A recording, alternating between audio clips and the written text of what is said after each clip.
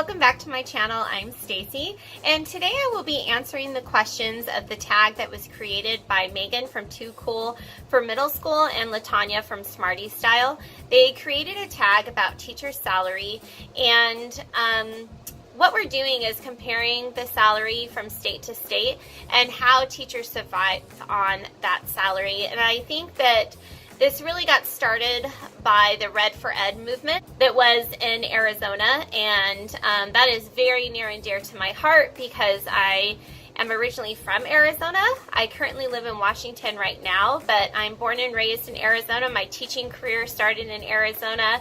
I went to college in Arizona to become a teacher, did my student teaching in Arizona. So the teachers that have been part of the Red for Ed movement in that state, I know a lot of them because I worked with them. So the questions that I will be answering, I'm going to answer them to my current salary, which is in Washington, because I have been teaching in Washington for 3 years now. So I am going to answer the questions based on my current salary.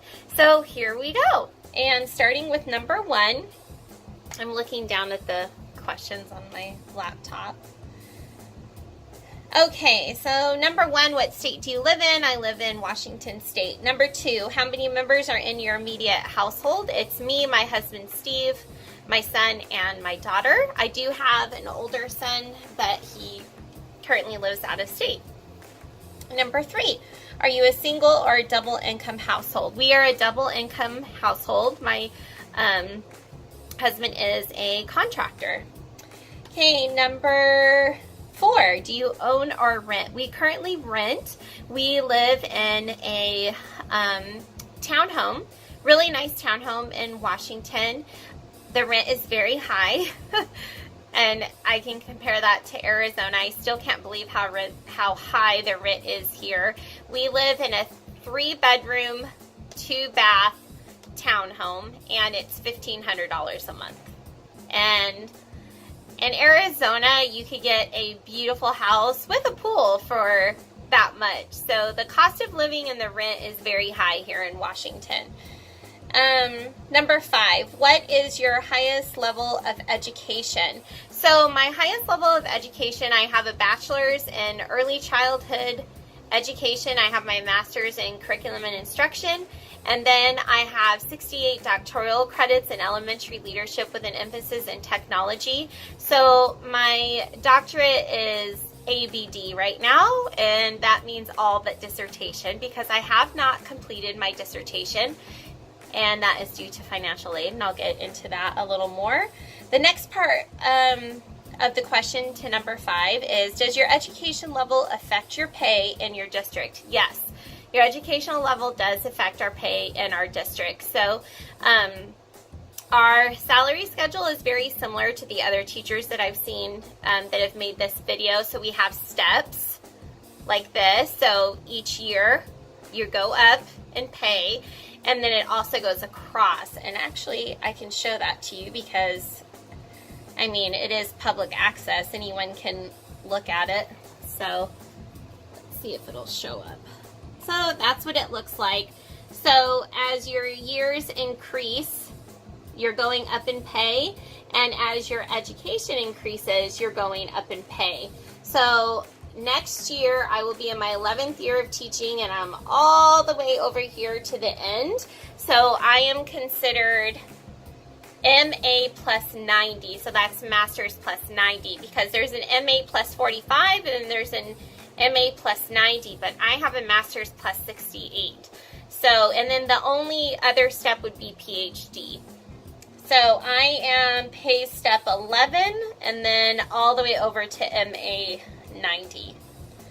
Okay, number 6, how much did it cost for you to attain your degrees? Are you still paying for your education? Wow, did it cost a lot? So my bachelor's, I honestly really don't know how much it cost. Maybe like 30 or 40,000, something around there. I went to community college for 2 years, and then I transferred to ASU for 2 years and received my bachelor's. That was all on student loans and Pell Grants. I was living with my husband right now, who was still he was my fiance at the time, and we had 2 children in the time that I was getting my bachelor's, so I was working. So I was attending school. I already had my son in 1999, and I was attending my last 2 years at the university, which were 2004, 2005. And I got pregnant with my daughter, who is now 14. So I was doing my student teaching, I was pregnant, and I was working at Home Depot to survive. Because my internship, of course, as a teacher, you don't get paid. And I did my internship from August to December every single day and worked teacher's hours, and then would work at night and do my schoolwork on top of that. So then I went to get my master's in 2006, and I did that at University of Phoenix, and it was a 15-month program. That was very expensive. That, because it was a fast-paced program, I believe that was around $50,000, something like that. It was very expensive, so again, I got more student loans for that. So I received my master's in 15 months, and during that time, I was working and teaching. No, I was teaching at that time. Yeah, I was teaching, and I was pregnant with my youngest son, who is now 11. So I remember I had him in 2006, and then I graduated with my master's. I remember my whole cohort threw me a baby shower. It was very nice. So that was through University of Phoenix. And then University of Phoenix called me and talked to me about getting my doctorate, and that sounded wonderful, and I went for it, and that put me in $100,000 in debt. So I am almost at $200,000 in debt in student loans. It's that bad. Yeah, and that's hard for me to talk about. I don't usually tell people how much I'm in debt in student loans. I don't have any other debt besides student loans, and I did not finish my dissertation. I literally ran out of financial aid. Like, I cannot get any more financial aid to finish my dissertation. So I'm looking into other areas or other schools that might be able to help me, or I could take a couple classes here and there to pay out of pocket to hopefully finish. So if you guys have any ideas or schools that you know that would let me transfer my credits, please leave that information below. And if you also know of any way to help with student loan debt, please share, because I would be very interested. Right now my loans are in deferment. So they're either deferment or forbearance, because my loan payment would be over $1,000 a month, and I can't afford that right now. So I'm trying to work that out as well. I've tried to get teacher forgiveness. That didn't go through. I've tried to get loan forgiveness. That didn't go through. So I'm kind of stuck right now. Number 7, how is your salary schedule structured? Starting point, max out salary, annual increases. So I already showed you the salary schedule, and it is annual increases. So you get a little increase each year with experience. And then if you get a bachelor's, plus, say you get a bachelor's plus 15 additional credits, you get paid for that. So, and in Washington, you get clock hours, like for attending professional development, and that will increase your pay also. They also give you individual hours, building hours, and technology hours. So the professional development that you go to, you can get paid for that. And this is the first state I have ever worked for that offers that. So I am very blessed in this district. It's very nice to get that extra money on your paycheck. So at the beginning of the year, when I'm setting up my classroom, we get 14 individual hours a year. I just claim all 14 of those when I'm setting up my classroom. So that gives me a really nice paycheck at the beginning of the year. So number 8, where are you on your district salary schedule? So on my district salary schedule, I will be on step 11, because it'll be my 11th year coming up, and I'm all the way to MA plus 90, so I'll be making $74,000 a year. So, and it's the most I've ever made in any state that I've ever worked in. Yeah, it's the most I've ever made. So I'm happy with that pay. Let's see. Number 9, do you supplement your income in any way? Currently, I really don't. I wish there was something else that I was doing this in the summers. I guess I do, because in the summers I do Uber Eats, so I deliver food for extra cash. So that's like spending cash for us. And this year I want to do it again and save it for like all my kids' school supplies at the beginning of the year, and their clothes and their school uniforms. I have my youngest that will be going into junior high, and they wear uniforms at the school, so my daughter and him will both need uniforms.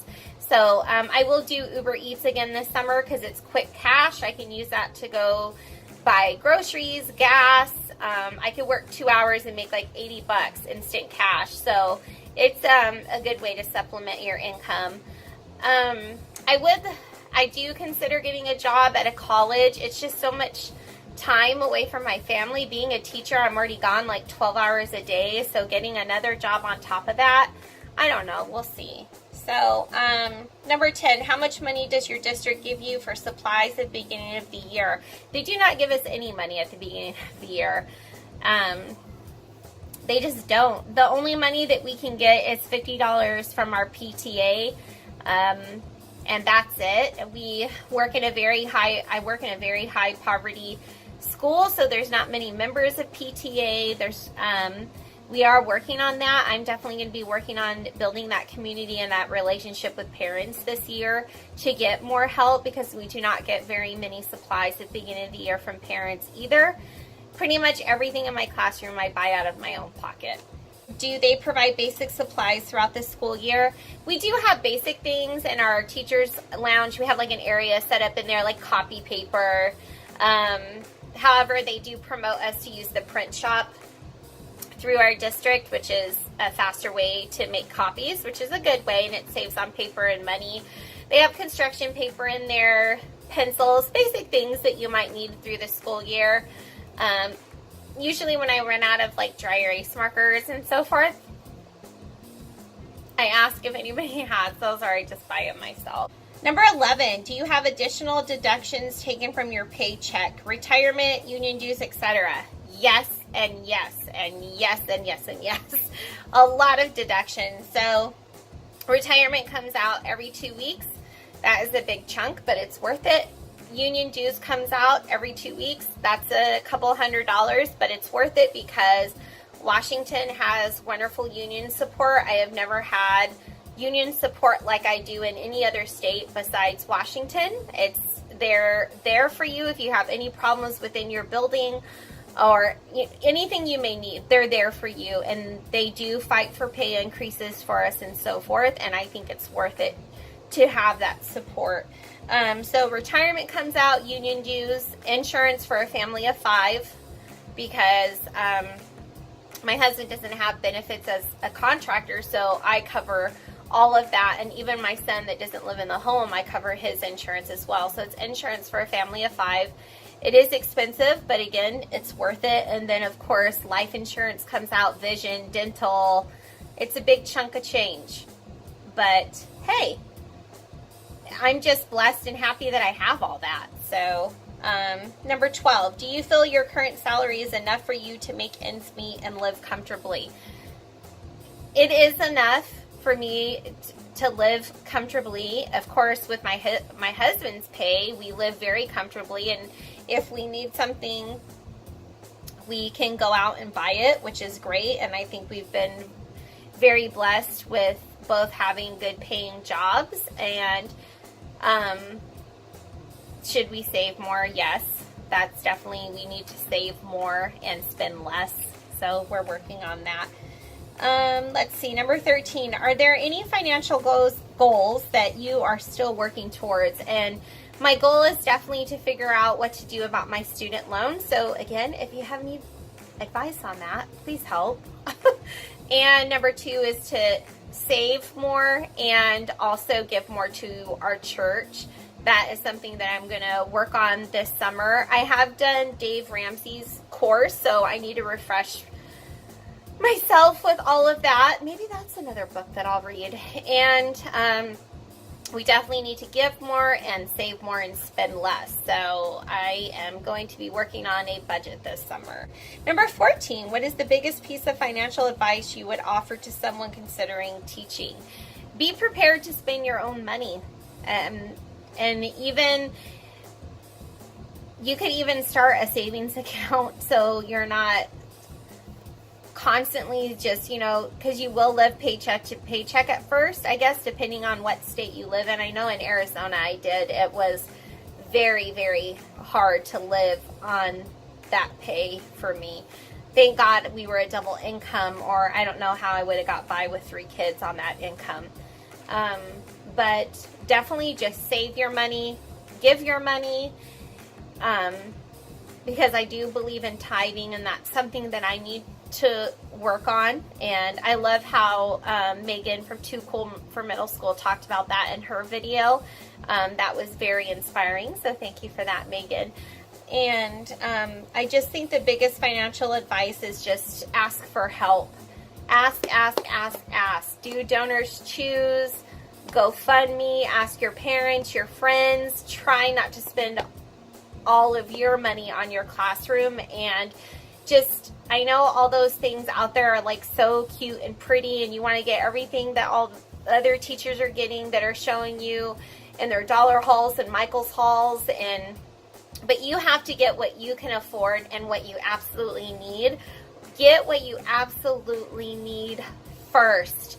And if you have extra money, then go buy all the cutesy stuff. Try to make the things for your classroom. I had a really great teacher partner the past couple years.